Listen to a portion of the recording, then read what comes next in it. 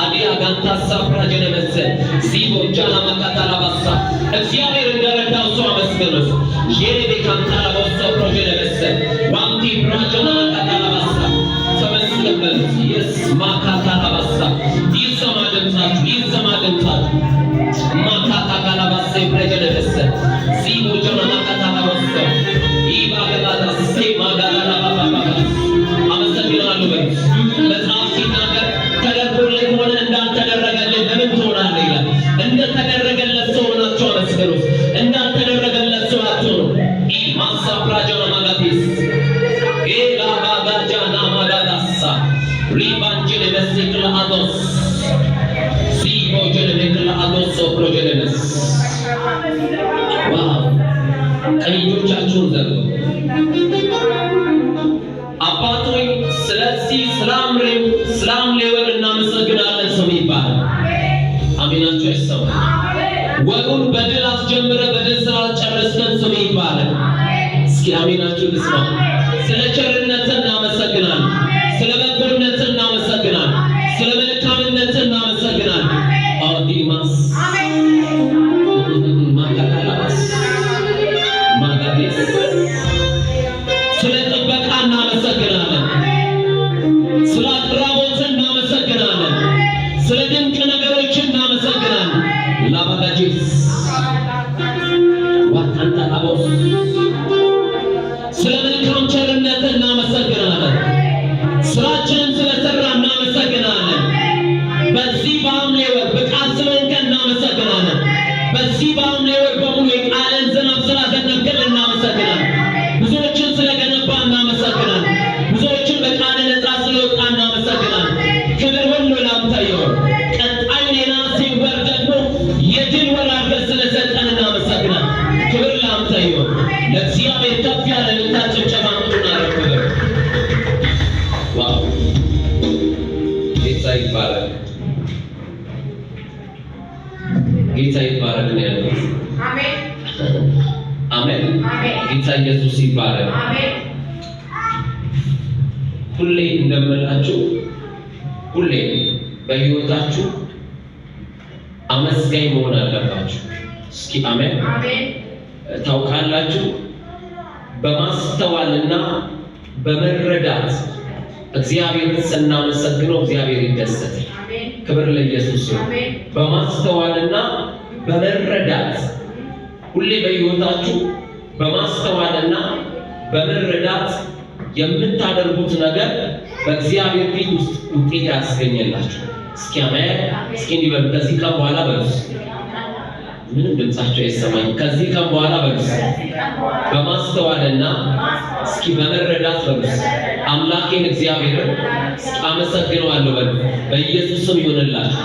ልክ በማስተዋልና በመረዳት ስታመሰግኑት እግዚአብሔር አምላክ ያልተለመደ አዲስን ድንቅን ነገር ያደርግላችሁ። ቅድም እያመለክን እያለ መንፈስ ቅዱስ አንድ ድምፅ ወደ ውስጥ ያመጣ። በዚህ ወር ላይ በነሐሴ ወር ላይ ያልተለመደ ነገር አደርግልሃለሁ።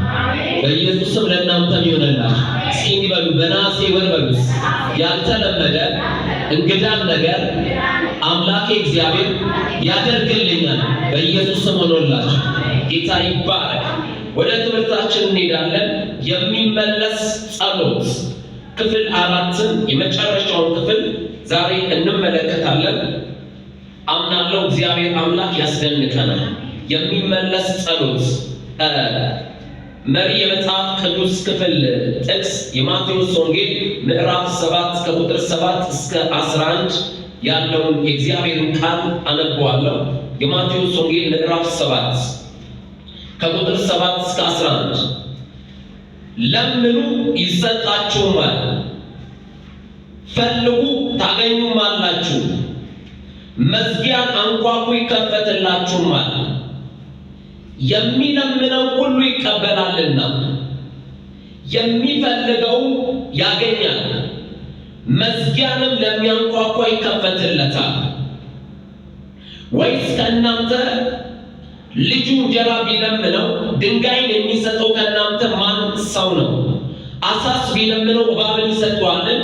እንኪያስ እናንተ ክፉዎች ስትሆኑ ለልጆቻችሁ መልካም ስጦታ መስጠትን ካወቃችሁ በሰማያት ያለው አባታችሁ ለሚለምኑት እንዴት አብልጦ መልካም ነገርን ይስጣቸው ይላል። እስኪ አሜን። እስኪ በጸሎት በሉስ። እስኪ መልካም ነገርን በሉስ። እስኪ እቀበላለሁ በሉ። በኢየሱስ ስም ሆኖላችኋል። እንዲህ ያለ ሲናገር ለምኑ ይሰጣችሁማል አለ። አዲሱ መደበኛ ትርጉም ሲናገር ጠይቁ ይሰጣችሁማል አለ። አያችሁ፣ እግዚአብሔር አምላክ እንደ ቃሉ ምን ጠይቀውን ነገር ይሰጠናል። ነገር ግን ጸሎታችን መልስ ሊያገኝ የሚችለው ባለፈው ጊዜ ነግሬያችኋለሁ፣ እንደ ፈቃዱ ወይንም እንደ ቃሉ ስትጸልዩ እግዚአብሔር አንዳችን ነገር በኢየሱስ ስም አይከለክላችሁ። እስኪ አሜን። በኢየሱስ ስም ይሁንላችሁ። ከዛ እንዲህ አለ፣ ለምኑ ይሰጣችሁማል ካለ በኋላ ፈልጉ ታገኙማላችሁ አለ። ኢየሱስ ጌታ! እንዴት ደስ የሚል ቃል! ፈልጉ ታገኙማላችሁ አለ። የትኛውንም ነገር እንደ እግዚአብሔር ቃል የሆነ ነገር ከቃሉ በጸሎት ስትፈልጉ እግዚአብሔር በኢየሱስ ስም ለእናንተ ይሰጣችኋል። ከዛ ሲናገር እንዲህ ይላል፣ ፈልጉ ታገኙማላችሁ፣ መዝጊያን አንኳኩ ይከፈትላችሁማል አለ። በምን? በጸሎት። ተመልከቱ፣ ባለፈው ሳምንት እንደነገርኳችሁ በላይ በሰማይ ማለት ነው የሞገስ በር አለ፣ የኃይል በር አለ፣ የክብር በር አለ፣ የተአምራት በር አለ፣ የብልጽግና በር አለ፣ የስኬት በር አለ። እነዚህ ሁሉ በጸሎት ስታንኳኩ እግዚአብሔር አምላክ በኢየሱስም ይመልሰላችሁ። እስኪ ደጆችን በሉስ፣ የሰማይ ደጆችን በሉስ። እስኪ በጸሎት አንኳካለሁ በሉ። እስኪ እግዚአብሔር አምላክ በሉ። እስኪ ይከፍትልኛል በሉ። እስኪ ይሰጠኛል በሉ። በኢየሱስም ይሆንላችሁ። እንዲያው ይቻላል። በነሐሴ ወር የምትጠይቁት እጃችሁ ላይ ይገባል። በዓይናችሁ ትመለከቱታላችሁ። በኢየሱስም እግዚአብሔር ይሄንን ያደርጋል። የለመንችውን ይሰጥሻል። እንደ ቃሉ የምትጠይቂውን ይሰጥሻል። 30 60 100 ታፈሪያለሽ። ማሳኪላ ይጀናማጋዶ ልክ ስንጠይቀው እስኪ አሜን፣ ስንጠይቀው እግዚአብሔር አምላክ ይሰጠናል። ታዲያ ጸሎት ምንድን ነው? ጸሎት ምንድን ነው? የመጀመሪያው ጸሎት ከላይ የሆነውን መለኮታዊ ወይንም እግዚአብሔራዊ እርዳታ የምናገኝበት መንገድ ነው። ጸሎት መለኮታዊ ወይንም እግዚአብሔራዊ የሆነ እርዳታ ከእግዚአብሔር ዘንድ የምናገኝበት ዋነኛው መንገድ ለይቶ መጽሐፍ ቅዱስ ዕብራውያን ምዕራፍ 4 ቁጥር 16 ላይ ሲናገር ምሕረትን እንድንቀበል አለ፣ በሚያስፈልገንም ጊዜ የሚረዳንን ጸጋ እንድናገኝ አለ፣ ወደ ጸጋው ዙፋን በእምነት እንቅረባለን። አውጃለሁ፣ በጸሎት የምጠይቁት ጸጋ ዛሬ ምሽት ይለቀቃል። ይህ የጸሎት ጸጋ ደግሞ በኢየሱስም የነሐሴን ወር ያስጨርሳቸዋል። እስኪ አሜን። አያችሁ፣ ጸሎት እግዚአብሔራዊ ወይንም መለኮታዊ የሆነን የእግዚአብሔርን እርዳታ ከላይ ከሰማይ የምንጠይቅበት መንገድ በኢየሱስ ስም የሚሰር ይሆናል። ክብር ለኢየሱስ ይሁን። ሁለተኛው ጸሎት ከእግዚአብሔር ጋር ህብረት የምናደርግበት አሜን። ከእግዚአብሔር ጋር ህብረት የምናደርግበት መንገድ ከእግዚአብሔር ጋር ለሁል ጊዜ ህብረት የምናደርግባቸው ሁለት መሰረታዊ መንገዶች አሉ። አንደኛው ጸሎት ሲሆን ሌላኛው ደግሞ ቃሉ። ልክ በህይወታችሁ ማለት ነው የእግዚአብሔርን ቃል ስትሞሉት፣ የእግዚአብሔርን ቃል ስታውቁት፣ ያንን ቃል ስትጸልዩት ከእግዚአብሔር ጋር ህብረት ታደርጋለች። እስኪ አሜን። እስኪ በቀጣዩ ዘመኔ በሉት፣ ከእግዚአብሔር ጋር በሉት ያለኝ ህብረት በሉት። እስኪ በጸሎት ይጸናል በሉ፣ በቃሉ ይጸናል በሉ። በኢየሱስም ይሆንላችሁ። ልክ በጸሎት ከእግዚአብሔር ጋር ህብረት ስናደርግ እንጠይቀዋለን፣ ይመልስልናል። ይጠይቀናል፣ እንመልስለታል። ከዛ በኋላ ምን እንደሚሆን ታውቃላችሁ? ዓይንሽ ያላየውን ያሳየሽ። የሚያምን ሰው ካለ አሜን ይላል። ጆሮሽ ያልሰማውን በነሐሴ ወር ያሰማሻል። ልብሽ ያላሰበውን ያደርግልሻል። ያ የምጠብቂው ጌታ ወደ መቅደስሽ ይመጣል፣ ወደ ቤታችሁ ይመጣል። ለማን እንደማውጃ አላውቅም። በኃይል ይመጣል፣ በክብር ይመጣል፣ በሞገስ ይመጣል፣ በብርታት ይመጣል፣ ሊያሸንፍ ይመጣል፣ ድል ሊነሳ ይመጣል፣ አምላክሽ ይመጣል። በኢየሱስ ስም ይሆንላችሁ። በጸሎት በኢየሱስ ስም የሚጸልይ ይብራለች። የሚመለስ ጸሎት መግቢያ በሮች ያለፈውን እየከለስኩላችሁ ነው። ከዛ ወደ ዛሬው ይመጣል። የመጀመሪያው የጸሎት መግቢያ በር ምስጋና ነው። ምስጋና ላይ ነው። ጌታ ኢየሱስ ሲናገር በማቴዎስ ወንጌል ምዕራፍ 6 ቁጥር 9-13 እንደዚህ ብላችሁ ጸልዩአል። በሰማያት የምትኖር አባታችን ሆይ ስምህ ይቀደስ ብላችሁ ጀምሯል። እያንዳንዱ ጸሎት የራሱ መግቢያ በር አለ። የመጀመሪያውና ዋነኛው መግቢያው በር በምስጋና ወደ እግዚአብሔር መቅረብ። አቀራረብሽ እግዚአብሔርን የሚስብ ከሆነ እግዚአብሔር ደግሞ ከተፈጥሮ በላይ በሆነ መንገድ ጸሎትሽን ይመልሳል። ኢየሱስም ይሆናል። አያት አቀራረባችን መስተካከል አለበት። በማጉረምረም መቅረብ የለብን። በሐዘን መቅረብ የለብን። በድብርት መቅረብ የለብን። በአዚም መቅረብ የለብንም። አያችሁ በለቅሶና በዋይታ መቅረብ የለብን። በምስጋና ስትቀርቢ እግዚአብሔር ፊቱን ያበራልሽ። እግዚአብሔር ህልውናውን ይሰጥሻል። መግቢያው በር ምንድነው? ምስጋና ላይ ነው። ጸሎት በምስጋና ይጀምራል። ከዛ በመሃል የምንጠይቀው ነገር አለ። በምስጋና ደግሞ ይዘጋል። እስኪ አሜን። ላይ ነው መጽሐፍ ቅዱስ ፊልጵስዩስ ምዕራፍ 4 ከቁጥር 4 እስከ 7 ሲናገር በጌታ ደስ ይበላችኋል፣ ደግሜ እላለሁ ደስ ይበላችኋል፣ ገርነታችሁ ለሰው ሁሉ ይታወቅ፣ ጌታ ቅርብ ነዋል። በጸሎትና በምልጃ ከምስጋና ጋር የሚያስፈልጋችሁን ነገር ጠይቁ፣ እግዚአብሔርም ይሰጣችኋል። እቺ በጸሎት በምልጃ ከምስጋና ጋር እያችሁ ከዛም ያለ በአንዳች አትጨነቋል፣ አእምሮንም ሁሉ የሚያል የእግዚአብሔር ሰላም በክርስቶስ ኢየሱስ ልባችሁንና ሐሳባችሁን ይጠብቃል። በምስጋና ስትቀርቢ የእግዚአብሔር ሰላም ያገኝሻል። አእምሮሽን ይጠብቃል፣ ውስጥሽን ይጠብቃል። በኢየሱስም ይሆንልሽ። ማሳክላጅንስ አእምሮንም ሁሉ የሚያልፋል የእግዚአብሔር ሰላም በክርስቶስ ኢየሱስ ልባችሁንና ሐሳባችሁን ይጠብቃል። አውጃለሁ በነሐሴ ወር የእግዚአብሔር ሰላም ይግዛችሁ። የእግዚአብሔር ሰላም ይግዛችሁ። መንፈሳችሁን ይግዛ፣ ነፍሳችሁን ይግዛ፣ ሐሳባችሁን ይግዛ። በኢየሱስም ይሆንልሽ። ማጋዲስ በምስጋና መቅረብ። ሁለተኛው ቁልፍ የሚመለስ ጸሎት። ሁለተኛው በእግዚአብሔር መንግስት መስፋት ላይ ያተኮሩ ጸሎቶችን መጸለይ። ሁሌ በሕይወታችሁ የእግዚአብሔርን መንግስት ማስቀደም አለባችሁ። ለይኖ ጌታ ኢየሱስ ሲናገር የማቴዎስ ወንጌል ምዕራፍ 6 ቁጥር 33 ላይ አስቀድማችሁ ጽድቁን መንግስቱን ፈልጉ፣ ሌላው ነገር በሙሉ ይጨመርላችሁ። እስኪ አሜን። አያችሁ የእግዚአብሔርን ጽድቁን መንግስቱን ማስቀደም ማለት ምን ማለት ነው ታውቃላችሁ? የሰማይ ሐሳብ የእግዚአብሔር የቃሉ ሐሳብ ወደ ሰው ልጆች ልብ ውስጥ ሰርቶ እንዲገባ፣ ሰዎች እንዲድኑ፣ ሰዎች እንዲታነጹ፣ ሰዎች እግዚአብሔርን እንዲመስሉ፣ እያችሁ ሰዎች ወደ ቤተ ክርስቲያን እንዲመጡ፣ ሰዎች እንዲጽናኑ፣ የዛን ሰዓት ታውቃላችሁ እግዚአብሔር በኃይሉ ከፍ ያለውን ነገር ያደርግላችሁ። እስኪ እንዲበሉ ከዚህ ቀን በኋላ በሉ መንግስቱን አስቀድማለሁ በሉ። እስኪ እግዚአብሔር መንግስት በሉ። እስኪ የኔ መንግስት ነው በሉ። በኢየሱስ ስም ይሁንላችሁ።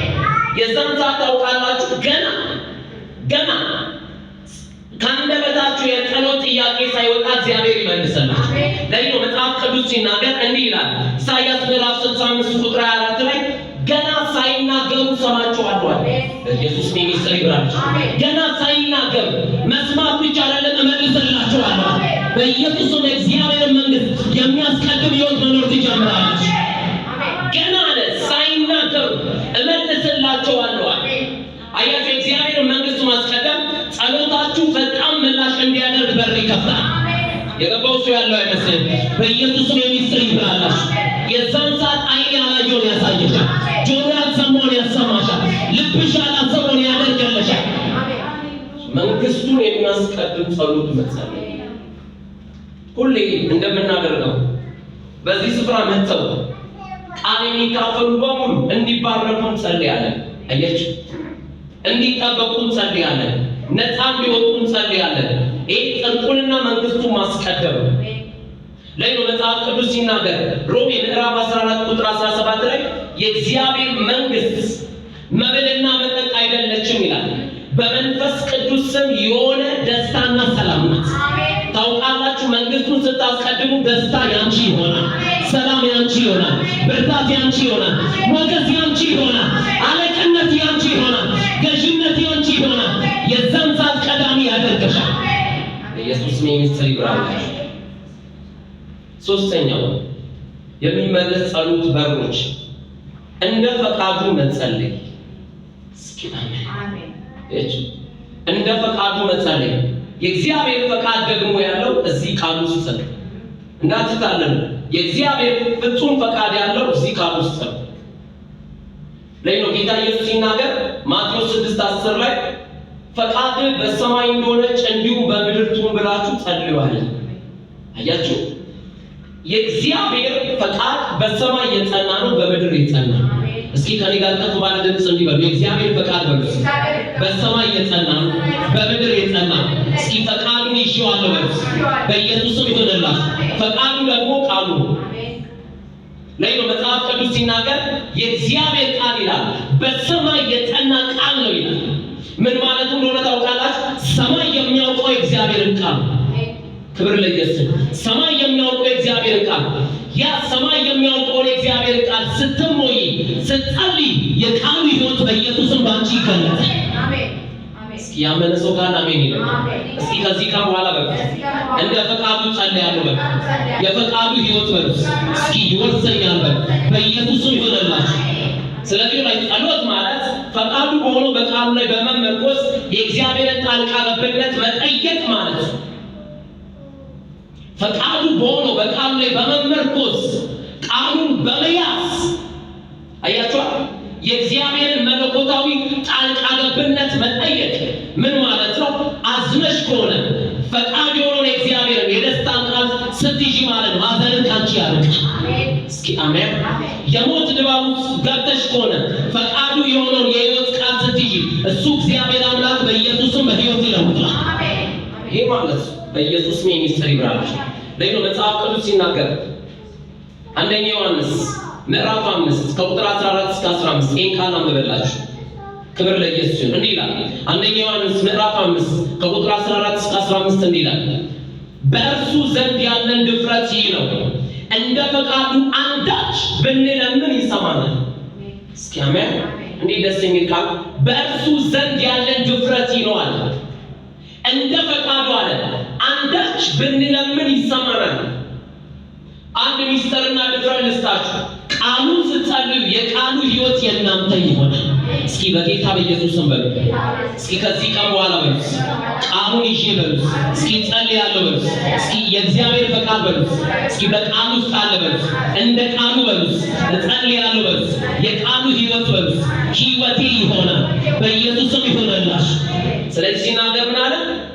በእርሱ ዘንድ ያለን ድፍረት ይህ ነው፣ እንደ ፈቃዱ አንዳች ብንለምን ይሰማናል አለ።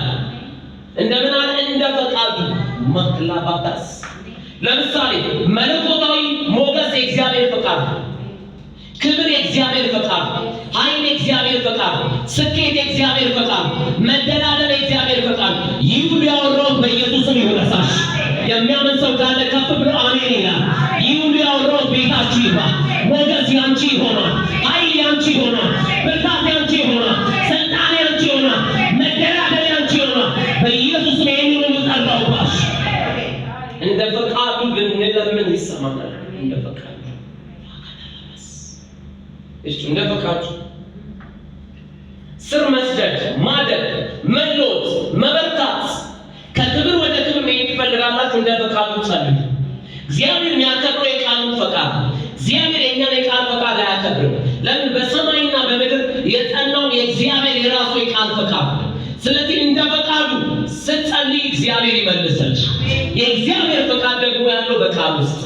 እንዲህ ልባርካችሁ፣ በነሐሴ ወር የእግዚአብሔር ፈቃድ ይውረሳችሁ። ድምጻችሁ አይሰማኝም? ወሩን በሙሉ የእግዚአብሔር ፈቃድ ይውረሳችሁ። የእግዚአብሔር የፈቃዱ ሞገስ ይውረሳችሁ፣ ኃይሉ ይውረሳችሁ፣ ብርታቱ ይውረሳችሁ። ክፉ ነገር በኢየሱስም አያገኛችሁ። ማክላዳ በኢየሱስም ይሆነልሽ። ይኸው በኢየሱስም ይሆነልሽ። አውሽኩብሽ ይሆነልሽ።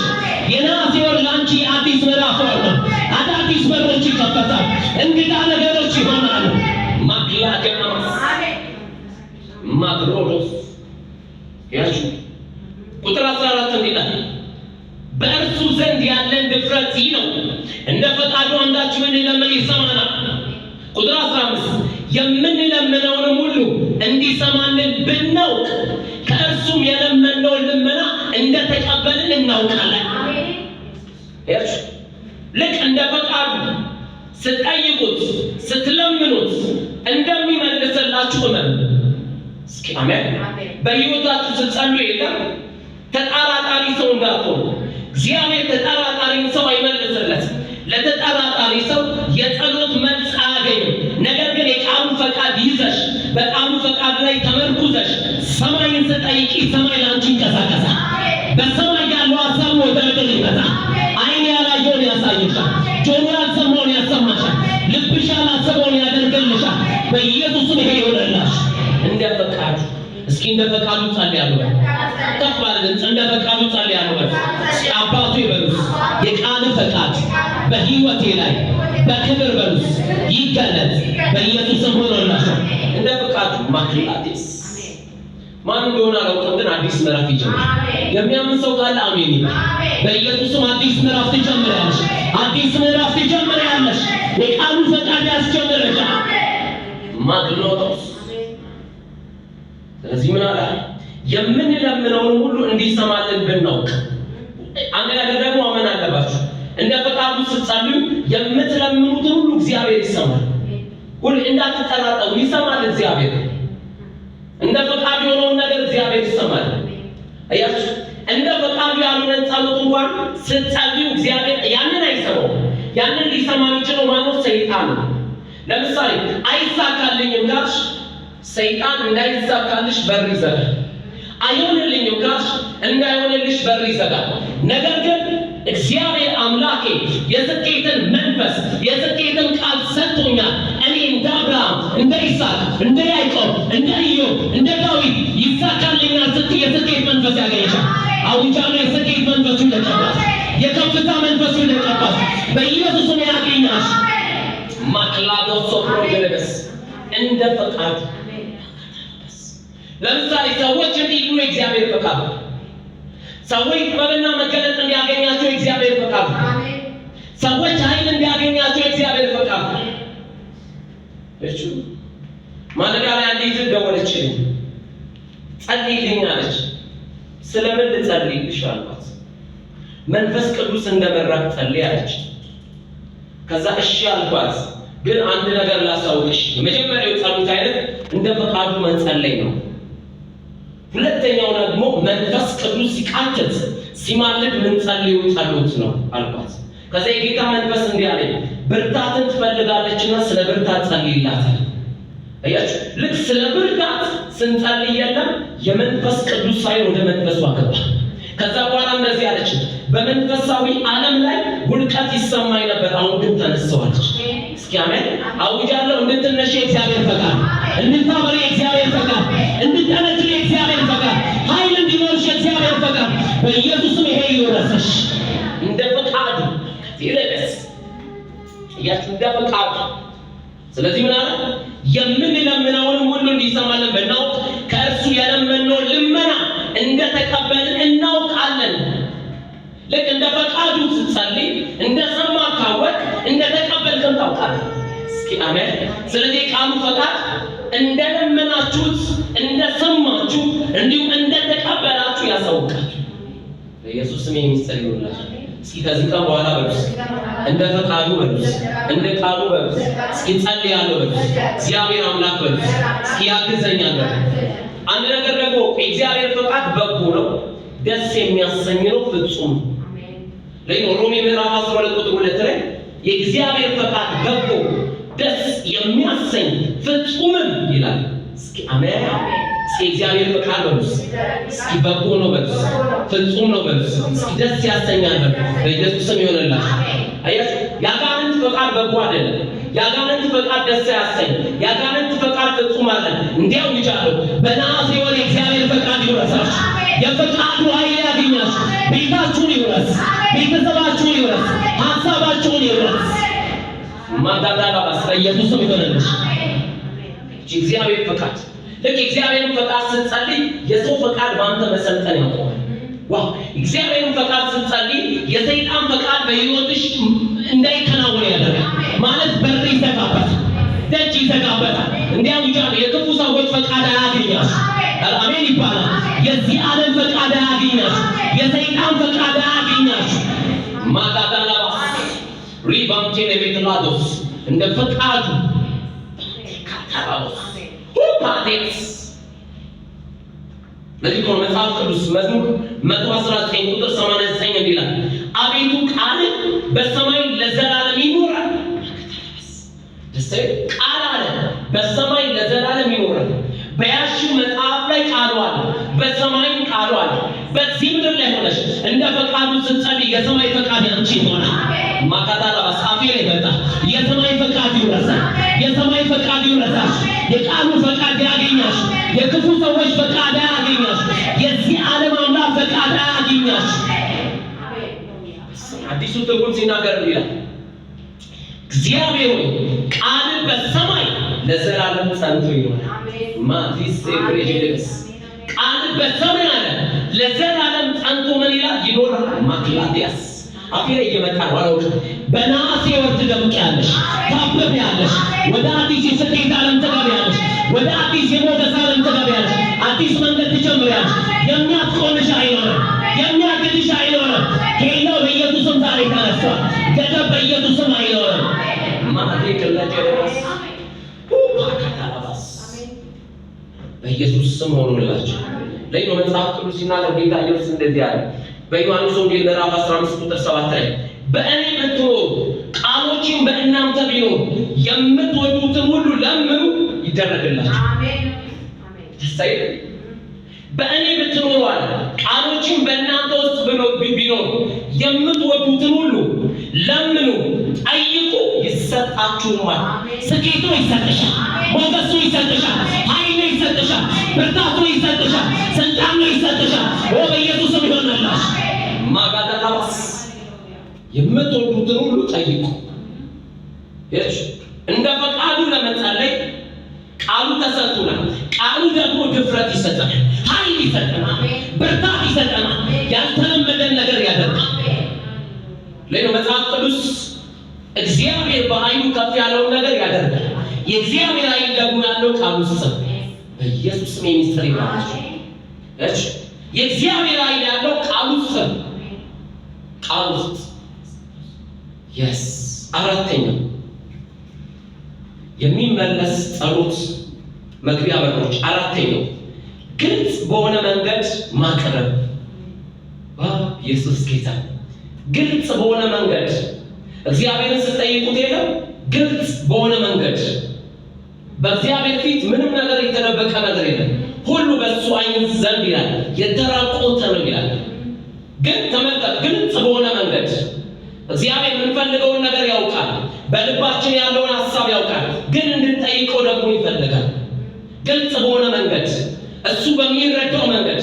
አንዳንድ አማኞችን ይላሉ የልቤን ካወቀ ይበቃል። አዎ ያውቃል። ነገር ግን ግልጽ በሆነ መንገድ እንድንጠይቀው ይፈልጋል። አያችሁ ለይኩን ብዙ ሰዎችን አይታችሁ ከሆነ ሰዎችን እንኳን ስጠይቅ ምን ፈልገህ ነው እስኪ አብራራልኝ እንላለን። ጠይቂኝ እስኪ ምን ፈልገሽ ነው? ውስጥሽ የሆነ ነገር አለ እንላለን። እናውቃለን እኮ ውስጥሽ የሆነ ነገር ተቀምጧል።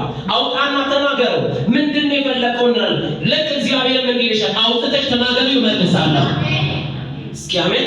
ግልጽ በሆነ መንገድ መቅረብ ወይንም መጠየቅ። ለይኖ መጽሐፍ ቅዱስ አንድ ሰው ላሳያችሁ። ማርቆስ ወንጌል ምዕራፍ 10 ከቁጥር 46 እስከ 52 ሲናገር ይላል በርጣለሜዎስ የዳዊት ልጅ ኢየሱስ ሆይ ማረኝ እያለ ጮኸ ይላል። ሁሉም ዝም በል አሉት። ለምን ትጠራዋለህ? ዝም በል አሉት። አሁንም የዳዊት ልጅ ኢየሱስ ሆይ ማረኝ አለ።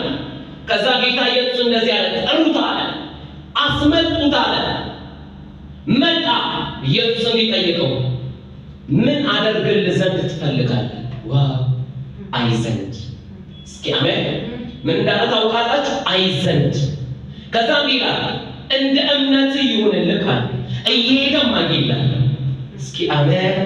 አየህ እየሄደም ይላል አየ፣ ብርሃኑን አገኘ። ዛሬ እንዲያውጃለሁ ያ ግልጽ ጥያቄሽ መልስን ይዞ ይመጣል። ማካታላባስ ለማን እንደማውጃ አላውቅም። ያ ግልጽ ጥያቄሽ መልስ ይዞ ይመጣል።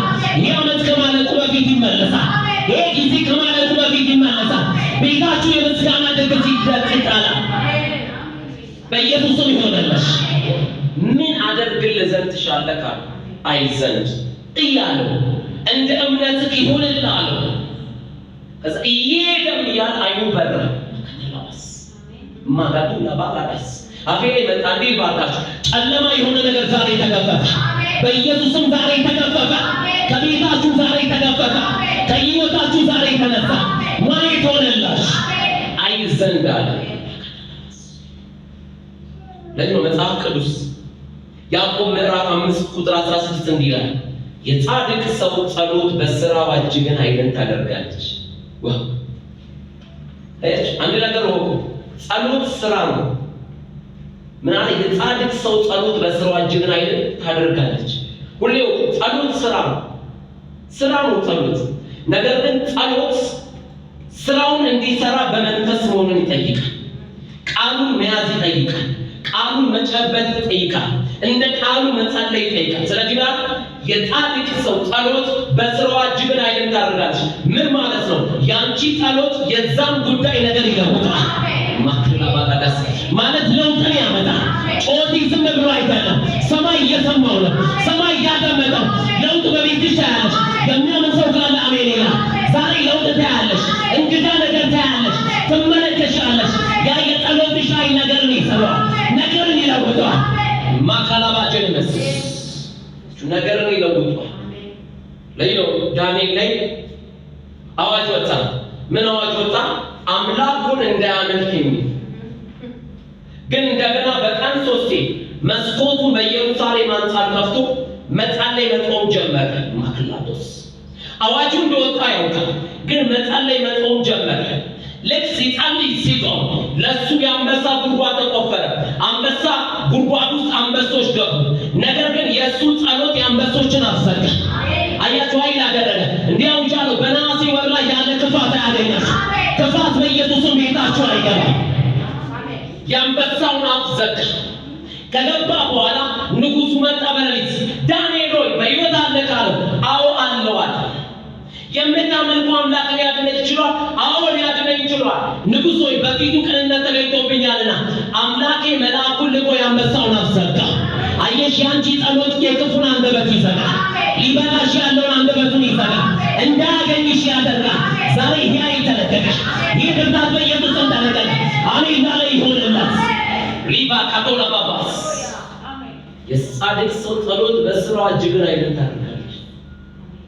እዛ በፊት በነበር የአምልኮ ስፍራ አንድ ወጣት ልጅ መጣ። መደበኛ ፕሮግራም አይደለም፣ የጸሎት ክፍለ ጊዜ ሲመጣ ፊቱ ላይ አጋንንቶች ተቀምጠዋል። አጋንንቶች፣ የሚታይ አጋንንት ተስፋ ቆርጧል። ከዚህ ከራስ ፀጉሩ እስከ እግር ጥፍሩ ድረስ ልጁ ተስፋ ቆረጠ። ከዛ ልክ ገባ። መንፈስ ቅዱስ አንድ ነገር አድርጋለሁ፣ የቅባቱን ዘይት አፍስስበታል። ልክ የቅባቱን ዘይት አፈሰስኩበትና እኔና አበብ እጃችንን ጫንበት። ልጁ ወደቀ። ከወደቀ በኋላ ከአጥንቱ ውስጥ ምን እንደሆነ እየተንቃቀ ወጣ። ከነፍሱ ውስጥ ወጣ። ከጅማቱ ውስጥ ወጣ። አያችሁ፣ አላስፈላጊ ክፉ አጋንንቶች ቀጥታ መውጣት ጀመሩ። ከዛ በኋላ ልጁ ተነሳ። ምንም ካልኩት ምን እንደሆነ አላውቅም፣ እንደ ጥላ ለቆኝ ሄዳል። ተገፈፈና ሄዳል። ተመልከቱ፣ ትምህርቱን እንዳይማር አድርጎታል። ልጁ ደግሞ ጂነስ ተማሪ ነው፣ በጣም ጎበዝ ነው። ዶክተሬት ነው የሚማረው። ተስፋ አስቆርጦታል፣ እንዳያጠና አድርጎታል። የሚገርማችሁ ነገር ከዛ በኋላ ነፃ ወጣና ዘንድሮ ተመረቀ። ኢየሱስ ጌታ። እንዲህ አውጃለሁ፣ የትኛውም ክፉ እናንተ ቤት አይቀመጥም። አሜን ይባላል በኢየሱስ። የትኛውም ክፉ እናንተ ቤት አይቀመጥም፣ አይቀመጥም በኢየሱስ። የትኛውም ክፉ ነገር አይቀመጥም። አባርዋለሁ በኢየሱስም ይባላል። ሐዘን ይባላል፣ ጭንቀት ይባላል፣ ግራ መጋባት ይባላል፣ ኪሳራ ይባላል፣ ድህነት ይባላል። በኢየሱስም የተባረረ ይሁን። የጻድቅ ሰው ጸሎት በስራዋ እጅግን ኃይልን ታደርጋለች። እኔና እናንተ ደግሞ በክርስቶስ ኢየሱስ አምነን ጸድቀናል፣ ድነናል፣ አዲስ ፍጥረት ሆነናል። እነግርሻለሁ፣ ጸሎትሽ ኃይል ያደርጋል። ማጋላ ባጋጋ ጸሎትሽ ኃይል ያደርጋል። አውጃለሁ፣ ያ በር ይከፈታል፣ ያ ደጅ ይከፈታል፣ ሰው የዘጋው ይከፈታል፣ ሰይጣን የዘጋው ይከፈታል። አነጋጋሪ ነገር በኢየሱስም ይሆናል። ማግለው ጆናስ ጻድቅ ሰው ጸሎት በስራዋ እጅግን ኃይልን ታደርጋለች። ለዚህ አንደኛ ነገሥት ምዕራፍ 3 ቁጥር 5 እና ቁጥር 9 ሲናገር እንዲህ ይላል፣ እግዚአብሔር ይላል በሌሊት በሕልም ለሰሎሞን ተገለጠለት። ምን እንድሰጥህ ትፈልጋለህ ለምነኝ አለው። ጥበብን ስጠኝ አለው፣ እውቀትን ስጠኝ አለው፣ ማስተዋልንም ስጠኝ አለው። ከዛ እግዚአብሔር እንዲህ አለ፣ ይህ የለመንከኝን ነገር በሙሉ ሰጥቻለሁ። ሰሎሞን ግልጽ አድርጎ ነው የጠየቀው እግዚአብሔር። ጥበብ ስጠኝ፣ እውቀት ስጠኝ፣ ማስተዋል ስጠኝ አለው። ይህንን የጠየቀኝን በሙሉ ሰጥቻለሁ አለ። ያም ብቻ አይደለም፣ ያለመንከኝን ብልጽግና ሰጥቻለሁ። ማጋዳላባስ እንዲህ ላውጅባችሁ፣ የጥበብ መንፈስ ያገኛችሁ፣ የኃይል መንፈስ ያገኛችሁ፣ የማስተዋል መንፈስ ያገኛችሁ፣ የመረዳት ባለጠግነት ያገኛችሁ። ግልጽ አድርጎ ነው የጠየቀው። ስፔሲፊክ አድርጎ ግልጽ አድርጋችሁ ስጠይቁ እስኪመለስ ድረስ ታገሱ፣ ተስፋ አትቁረጡ። የብዙዎቻችን ችግር ተስፋ እንቆርጣለን። አንድ ወር ሙሉ ጠይቀን ተስፋ አትቁረጭ። እግዚአብሔር ያ ነገር እስኪመለስ ትዕግስት እያስተማርሽ። ጸሎትና አገልግሎት ትዕግስት ይጠይቃል። በደንብ ጸሎትና አገልግሎት ትዕግስት ይጠይቃል።